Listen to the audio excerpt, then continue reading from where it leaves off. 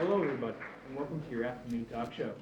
Sadly, our guests for this evening have not been able to make it because of an act of protest outside of our studio. I know, you all wanted to see Steve McQueen and Doris Day as much as I did, but such are the circumstances. So instead, we were able to get some replacements for them. Welcome our two new guests, an anti-war protester and a U.S. soldier sent to quell the protest who is also an advocate for U.S. intervention abroad. Welcome, gentlemen. It's an honor to have both of you on the show. Our impromptu topic for the night is the Vietnam War. So tell me, boys, why did the U.S. join the war?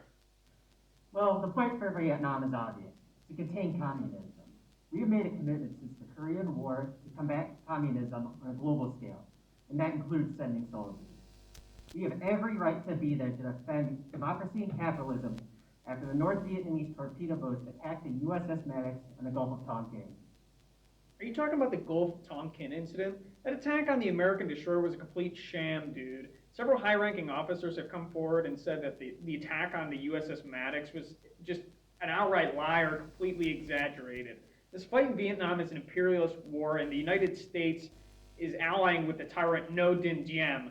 He's completely corrupt. He's inept. He's horrible at his job, and I mean, quite frankly, he's the same guy that banned Buddhism in a Buddhist country. It doesn't matter if the Gulf of Tonkin was fake or not. We had every right to be there.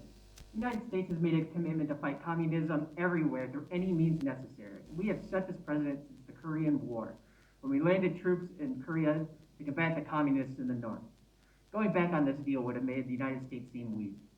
This war betrays the foundation of self-determination that the United States was built on. Ho Chi Minh, the communist leader of North Vietnam and the Viet Cong, were fighting against an imperialist power, just like how the United States fought the Brits in 1776 for its War of Independence. This is even more obvious when Ho Chi Minh literally said the Declaration of Independence when he announced the independence of Vietnam. That doesn't make him any less of a commie. He still killed thousands of political opponents when he seized power. Killing people that don't agree with you politically is not very American. Despite this, Darwin's theory was correct.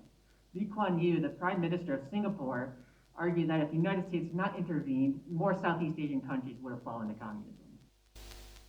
U.S. intervention gave Southeast Asian countries time to shore up defenses against communist insurgencies. If the United States had not intervened, Vietnam would have fallen and become a hotbed for communist guerrillas that would be armed, trained, and sent throughout the rest of Asia. If we had not stopped them in Asia, they would have taken over Africa next. Then they would have taken the whole Eastern Hemisphere, and finally they would come for us. We also have to note that several countries in the region fell specifically because of U.S. intervention, dude. President Nixon backed an invasion into Cambodia to look for parts of the Ho Chi Minh Trail, the main supply lines of the Viet Cong in the south. The military incursion destabilized the government and allowed Communist Khmer Rouge to come to power. The same could be said about Laos, which also fell to the communists. Well, thank you, gentlemen, for that very interesting and informative topic discussion, even if it isn't a bit different from what our target audience is used to listening to. So next week, this just in, folks, it seems like the outside protest has made our way into our studio. Can you guys just stay right there?